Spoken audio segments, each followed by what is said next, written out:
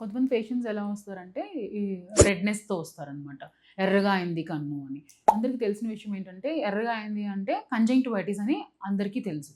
So, ఇలాంటి patients ఏమవుతదంటే over the counter ఎళ్లి ట్యూబ్స్ లాగా ఉంటాయన్నమాట చిన్నవి. అవి పెట్టుకోవడము, లేకపోతే సమ్ మెడికేషన్ ఏదో తీసుకోవడము. మెజారిటీ ఆఫ్ ద టైమ్స్ అందులో ఒక స్టెరాయిడ్ అనేది యాడ్ అయ్యి ఉంటది. ఇలా కాకుండా మీరు రెడ్‌నెస్ అనేది ఉన్నప్పుడు వెంటనే డాక్టర్‌ని కన్సల్ట్ అయ్యి, అసలు రెడ్‌నెస్ ఎందుకొచ్చింది అని తెలుసుకొని, దానికి తగినట్టుగా డ్రాప్స్ వేసుకోవాలి. ఇప్పుడు మేము చూస్తున్నప్పుడు రెడ్‌నెస్ అనేది ఎందుకొస్తుంది అనంటే, మోస్ట్ కామన్ రీజన్ ఏంటంటే కంజంక్టివైటిస్. సెకండ్ థింగ్ ఏంటంటే కంట్లో బీపీ ఎక్కువడం వల్ల కూడా అంటే ఇంట్రాక్యులర్ ప్రెషర్, గ్లాకోమా కేసెస్‌లో కూడా రెడ్‌నెస్ రావచ్చు.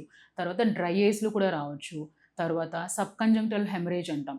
సో, ఇలాంటి వాటిల్లో అంటే blood pressure uncontrolled blood pressure ఉన్న వాళ్ళలో కూడా మనం రెడ్‌నెస్ అనేది చూస్తుంటాం. సో, మేము ఫస్ట్ రెడ్‌నెస్ ఎందుకొచ్చింది అని చూసి దానికి తగినట్టుగా మేము పరీక్షలు చేస్తాం. పరీక్షలు చేసిన తర్వాత ఏం డ్రాప్స్ ఇవ్వాలి అని మేము ఇస్తామనమాట. సో, అలా వాడడం వల్ల అర్లీగా మీరు డాక్టర్ దగ్గరకొచ్చి కన్సల్ట్ చేసుకోవడం వల్ల మీరు విజన్ లాస్‌ని ప్రివెంట్ చేయొచ్చు.